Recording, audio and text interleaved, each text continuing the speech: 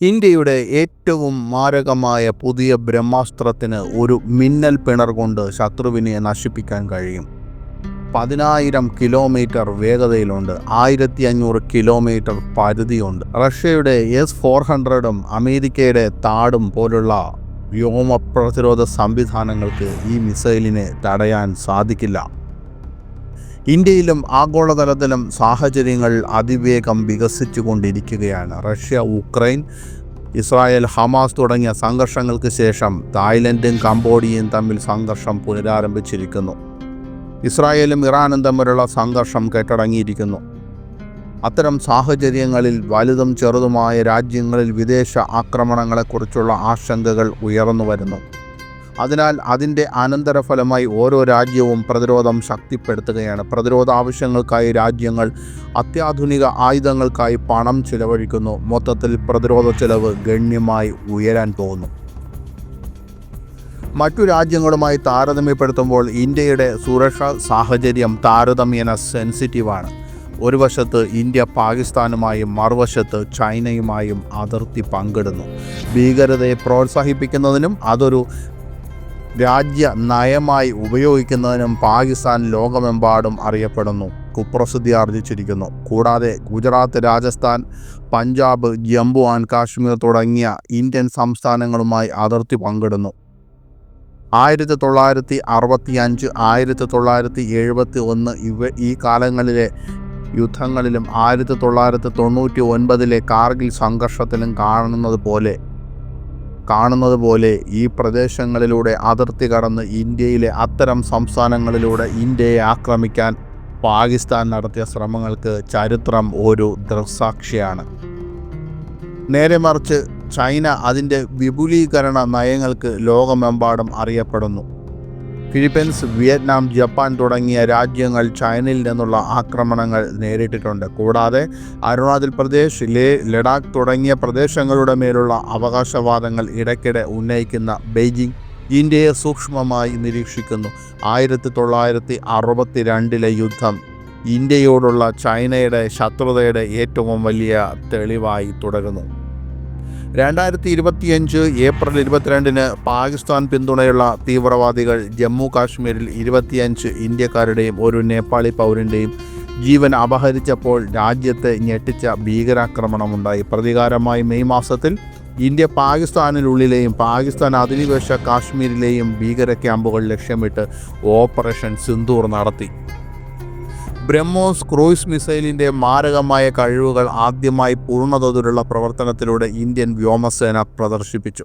കൃത്യതയും സ്ഫോടനവും പാകിസ്ഥാൻ്റെ മാത്രമല്ല ലോകമെമ്പാടുമുള്ള സൈനിക നിരീക്ഷകരുടെയും ശ്രദ്ധയാകർഷിച്ചു. ഓപ്പറേഷൻ സിന്ദൂറിൽ ബ്രഹ്മോസ് വിജയിച്ചതിന് ശേഷം ഇന്ത്യ ഇപ്പോൾ ബ്രഹ്മോസ് 2Kയുമായി മുന്നോട്ട് പോകുകയാണ്. റഷ്യയുമായി ചേർന്ന് വികസിപ്പിക്കുന്ന ബ്രഹ്മോസ് 2Kയുടെ നവീകരിച്ച പതിപ്പിൻ്റെ പ്രവർത്തനങ്ങൾ ഇന്ത്യ ആരംഭിച്ചതായി മാധ്യമ റിപ്പോർട്ടുകൾ പറയുന്നു. ഇത് വേഗതയേറിയതും മാരകവും തടയാൻ പ്രയാസവുമായിരിക്കും. ഇതൊരുപക്ഷെ ഇന്ത്യയുടെ ആയുധപ്പുരയിലെ ഏറ്റവും നൂതനമായ ആയുധമായിരിക്കും. റഷ്യയുടെ 3M22 സിർക്കോൺ മിസൈലിന് പകരം ബ്രഹ്മോസ് 2K വികസിപ്പിക്കുമെന്ന് റിപ്പോർട്ട്. അത് ഹൈപ്പർസോണിക് രീതിയിൽ, അതായത് മാക് 9 വേഗതയിൽ പറക്കുകയും പ്രതിരോധിക്കാൻ പ്രയാസമുള്ള സങ്കീർണമായ പറക്കൽ പാതയുള്ളതുമാണ്. ശത്രു വ്യോമ പ്രതിരോധ സിസ്റ്റങ്ങൾക്കൊന്നും തന്നെ കണ്ടെത്താനായില്ല എന്നുള്ളതാണ് ഇതിൻ്റെ ഏറ്റവും വലിയ പ്രത്യേകത.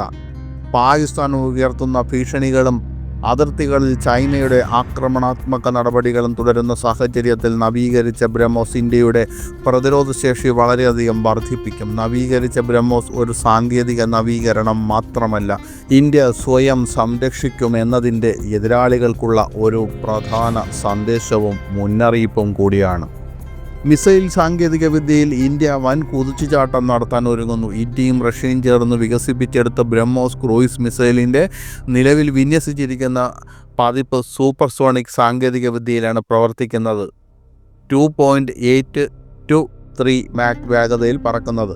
എന്നാൽ ഇപ്പോൾ ഇരു രാജ്യങ്ങളും ബ്രഹ്മോസ് 2K അല്ലെങ്കിൽ ബ്രഹ്മോസ് MK2 അടുത്ത തലമുറ ക്രൂയിസ് മിസൈലിൻ്റെ ഹൈപ്പർസോണിക് പതിപ്പ് വികസിപ്പിച്ചുകൊണ്ടിരിക്കുകയാണ്. ഈ മിസൈലിലൂടെ ഇന്ത്യയുടെ പ്രതിരോധ ശേഷി അഭൂതപൂർവമായ നിലവാരത്തിലെത്തും.